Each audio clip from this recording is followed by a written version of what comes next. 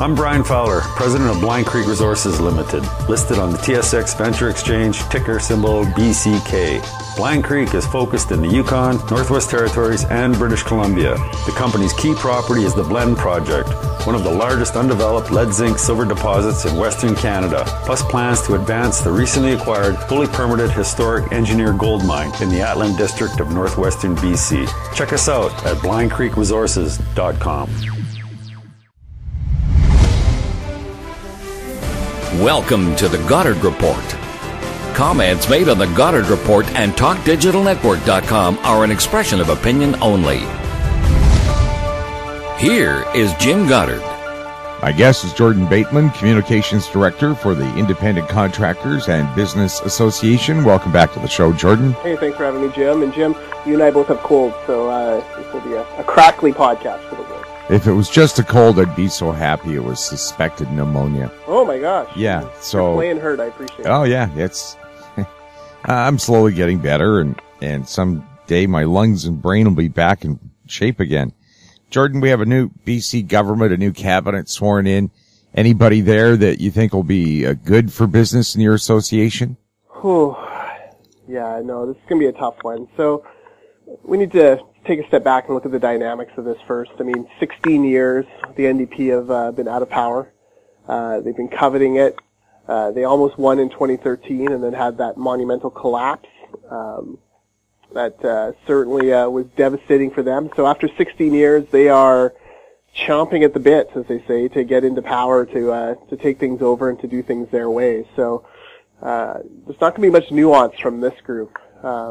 Littered with union activists, environmental activists, people whose life experience is based around government work. Not a lot of small business owners or people who've worked in companies, which obviously is a big concern to us at ICBA. And small business, despite the hype the big companies get, small business is really what drives the economy and hires the most people. Yeah, small business, it's an ecosystem, right? Small business, feeds a lot of the big companies' stuff. Big companies outsource to smaller businesses, and those businesses outsource. You make money, you go to your local small business and spend it. Small businesses really are a key part of that overall ecosystem of business. So we need to make sure that you can't just, one of the fallacies that happen sometimes is you punish the big corporations or you do things to restrict small business. You can't, hurt one and expect the other to stand. So both these companies, all companies of all sizes, need each other in order to have a healthy economic climate. So we should be finding ways to support them, to find, ways to make life easier for companies to come and create jobs, whether they're, a mom and pop operation or a giant, Trans Mountain Kinder Morgan, for example. Let's find ways to make these things happen. Is there concern in the business community we're going to see higher business taxes? Yeah, I think there is. I mean, we despite the fact that British Columbia has a $2.5, maybe $3 billion surplus, the NDP have shown no sign that they're backing down from any of their tax increase plans. They're going to increase taxes on what they call the wealthy. That's families, households making $150,000 a year or more. To put that into context, 2 married teachers are now considered wealthy by the NDP. They'll be asked to pay a lot more. Well, not asked, told to pay a lot more in taxes. We expect to see taxation changes on the corporate side. But more importantly, and this is the one that's the hardest to quantify and it's the hardest to explain because it's hard to explain nuance, but it's the regulations that get brought in. It's the new rules, things that skew, that just make it tougher for businesses to operate. That will really add costs, and it may not, appear as a direct tax, on a line item on a receipt, but certainly will, cause an increase in prices because all of these different regulations have a cost to meet. Mm-hmm. We'll have more with Jordan Bateman right after the break. Bateman Resources Limited is a gold exploration company with significant projects in British Columbia, Saskatchewan, and the Yukon. Trading on the TSX Venture Exchange, symbol ABN, and the pink symbol ABN AF. surrounded by world-class gold deposits and mines. Avon's 23,000 hectares Forest Kerr Gold Project is located in the heart of the Golden Triangle in northwestern BC. For more information, visit us at avonresources.com. I'm Larry Ray, President and CEO of American Manganese Inc., listed on the TSX Venture, ticker symbol AMY, A-M-Y, with proprietary patents in the U.S., China, and South Africa. Our focus is on recycling lithium-ion batteries for electric vehicles. China recently legislated the responsibility for recycling onto their electric vehicle manufacturers and importers. For more information, please visit AmericanManganeseInc.com or phone me, Larry Ray, at 778-574-4444. Welcome back. We're speaking with Jordan Bateman. Jordan, the Small Business Association, very concerned too about Quebec Credit Union, the biggest in Canada, and what it's going to do. Yeah, this is actually our number one campaign at the moment. So for those of you out there who think we're picking on the NDP or Greens too much, we're certainly looking at other things as well. Desjardins, which is a conglomeration of Canadian credit unions, including I'm going to call it Surrey Metro Savings, but it hasn't been that for a long time, including Vancity. Other credit unions are involved in Desjardins. They're one of Canada's largest financial institutions. They announced last week that they're suspending their lending to Kinder Morgan for the Trans Mountain Pipeline and reviewing whether they'll ever fund another pipeline project. So this is really terrible news. It turns out there's a letter that prompted them to do this. It's signed by 11 American environmental groups and smattering, 3 or 4 Canadian ones. These 11 groups, American groups, are pretty emboldened by their success at Standing Rock in South Dakota. In fact, many of them formed out of Standing Rock. The letter is full of these demonstrably false facts. They claim that the oil sands are massively destructive, which they aren't. They claim that the pipeline, quote, abuses, unquote, Indigenous people, which it doesn't. It talks about how it's going to make killer whales go extinct. That's been debunked. Talks about how the current pipeline has too many leaks already. They don't. In fact, Trans Mountain's been running for 60 years without any catastrophic events caused by them. And, the Fraser River will be damaged, which, again, it won't, and frankly would be far more damaged by moving oil by rail. So, ICBA, get to yes. That's the number 2, get2yes.icba.ca. We have a link there where you can actually send an email to the CEO of Desjardins, supporting Canadian energy jobs, asking him to support Canada's pipeline projects. And, making them realize that, look, Kinder Morgan didn't just wake up one morning and decide to build a pipeline and then everyone rallied against them. They worked for years on this, had countless meetings, public consultations, went through a 29-month independent review by the National Energy Board, got their approval with 157 conditions, got, Prime Minister Trudeau's approval and Cabinet's approval, went through the provincial government, got their approval and another 37 conditions. This is a huge project that went through all the steps, and it got to yes, and now we need it to stick to yes. So to see Desjardins kind of, wienering out, bothers us, especially given the fact that, ICBA, we do business with Desjardins. We know many other companies, small businesses, many of whom are hoping to, work on the Trans Mountain project or in other energy fields. They do business with Desjardins. So to see Desjardins turn their back on customers like that is a big concern to us. Mm-hmm. Well, would you take your money out of that organization then and use somebody else who was more industrially positive? Yeah, in fact, we're working on that right now. ICBA Benefits. It's a benefits brokers we have here at ICBA that helps our members buy group benefits, pensions, dental plans, all that stuff for their workers.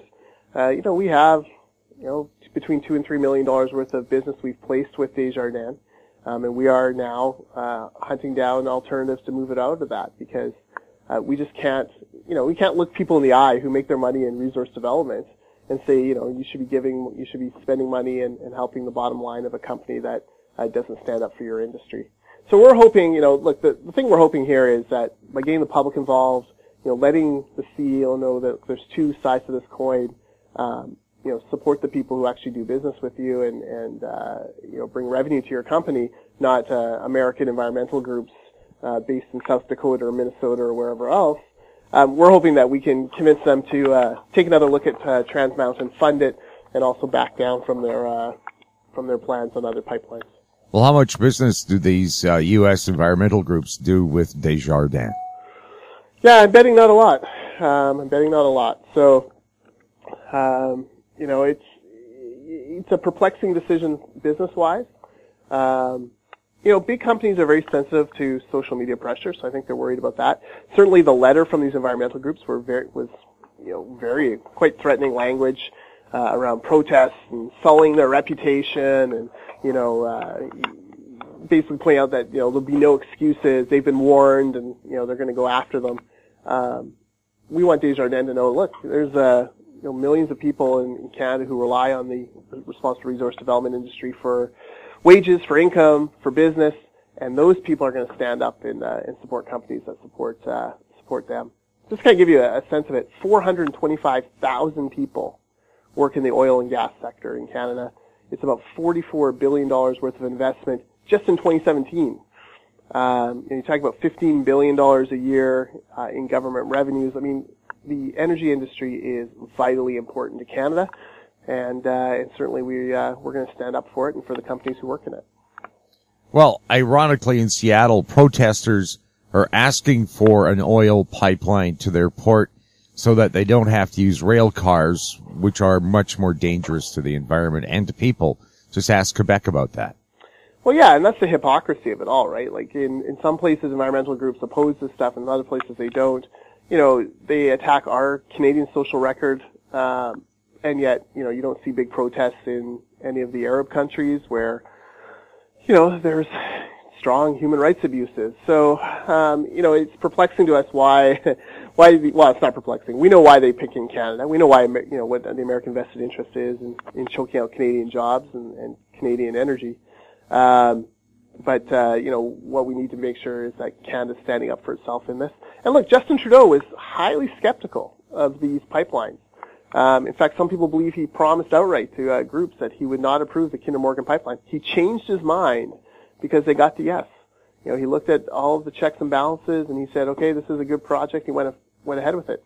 You know me, I'm not the world's biggest Justin Trudeau fan, but, God bless him, he did the right thing on this one. And I think it's probably a lesson for these other groups to learn that, there is a place for Canadian oil, and we need to make sure that we're using that resource to the best of our abilities. Well, I think something like 70% of Canada's exports are connected to natural resources. Well, exactly. I mean, if you want to make Canada an impoverished nation, have us stop doing oil. So oil and gas. So it's a scary time. It's scary because one letter from 13 U.S. groups can make a major credit union buckle like that. That's a bit concerning for us. And again, I think a lot of us thought, once they got the yes, once they got these approvals, that we'd start to see this project go forward. It's very clear that there's the groups out there that will do everything it takes to try to, circumvent the rule of law. It's been lawfully approved. The government approved it. It needs to go forward. Now I guess we'll have to see what happens. But I'm told by Kinder Morgan construction starts this September. You're talking about hundreds of thousands of man-years worth of work, person-years, worth of work as far as construction and operating the pipeline goes. So let's get on with it and let's get this boost to our economy. Well, doesn't Kinder Morgan already have, of course, natural or National Energy Board approval, federal government approval, and the approval of the First Nations that they're moving the line through? Yeah, they have the approval from everyone they need. Now, John Horgan and Andrew Weaver talk about using every tool in the toolkit to stop it. Fortunately, the toolkit, doesn't exist. It's empty. The province does not have the kind of power that, Andrew Weaver is clutching at to claim that it can be stopped. So, our hope is Trudeau stands by his word, that now that he's gotten the yes, he sticks the yes, and that, Trans Mountain's able to be built over the next couple of years, and we can get on with it. We'll have more with Jordan Bateman right after this. I'm Douglas Mason, President and CEO of Rainy Mountain Royalty Corp., RMO on the TSX Venture Exchange. Rainy Mountain's Brunswick property is located in the Rideout Shear Zone in Ontario. With grab samples running as high as 32 grams per ton gold, a drill program will commence this spring to test the numerous targets located by recent groundwork. For more information, visit our website, rmroyalty.com.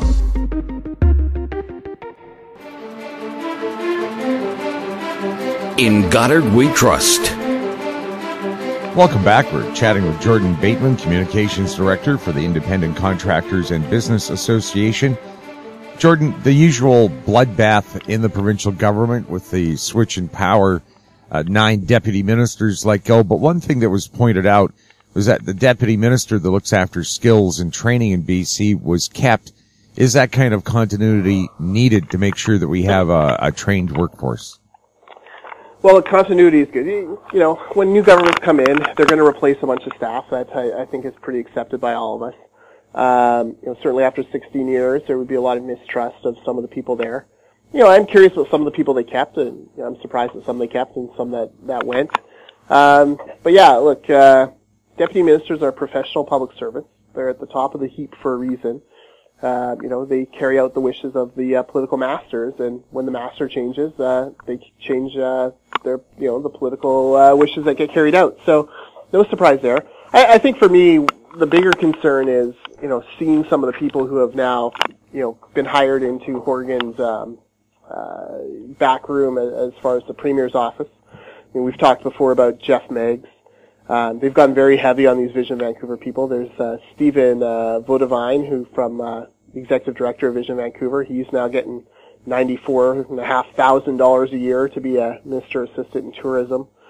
Mira Orrick, big-time federal NDPer, big-time Vision Vancouver person. Actually, Stephen Vodavine's partner. Mira's making $120,000 a year now as Director of Stakeholder Relations. She, of course, ran the Broadbent Institute, which had, you know, very anti, center-right, you know, very pro-left organization. You know, there's a bunch. Lane Clark, the daughter of the former Premier, Glenn Clark, she's Horgan's new Director of Liaison and Coordinator. That's $100,000 a year. The funny thing is, I think it was Les Lane in the Times columnist who pointed out that the daughter, as a liaison director, is going to make $8,000 a year more than her dad did as the Premier in the 1990s. Which kind of shows you where the scale has gone. You know, the head of, or the Director of Communications from the Move Up Union, that's the old COPE 378. Sage Aaron is going to get $125,000 a year as the new Director of Communications to the Premier. So, you know, tons and tons of, you know, NDP folk, Vision Vancouver folk, kind of now finding their way into the Premier's office, which kind of shows, you know, it shows who's going to have the ear of the Premier going forward. Is there your association going to extend a hand forward to say, hey, we're ready to work closely with you to make sure that business here in BC isn't destroyed and see people flee the province like they did when the NDP ran it last time? We'll take every opportunity we can to make our opinions known. Here's the thing, you know, the NDP and their comments, I mean, over the years we've seen John Horgan and others make comments that, you know, are completely contrary to what ICBA stands for, what we believe in, and how we're made up. We've seen the 1990s and how you know, pro-union and anti-open shop the NDP are. So, you know, the NDP, you know, they're no secret we're their enemies. Like they hate us. They hate what we stand for. They hate what our companies. They hate our companies that are open shop, and they will do everything they can to favor their union supporters and donors. That will make, you know, the idea that the days of, you know, business, small business, any business really, being able to, you know, pick up the phone and call a deputy minister or call the minister themselves or, you know, talk to someone, you know, kind of casually on stuff. Those days are over now, and there's new people in town who have the ear of the government, and yeah, we'll see what happens from here. Jordan, thank you so much for chatting with us. Thanks for having me, Jim. My guest has been Jordan Bateman, Communications Director for the Independent Contractors and Business Association. Their website, icba.ca. If you have any questions for us or our guests, you can email us at info@housestreet.com. I'm Jim Goddard. Thanks for listening. Comments made on the Goddard Report and TalkDigitalNetwork.com are an expression of opinion only. The Goddard Report is available online and mobile at TalkDigitalNetwork.com. The Goddard Report is a production of Howe Street Media Incorporated.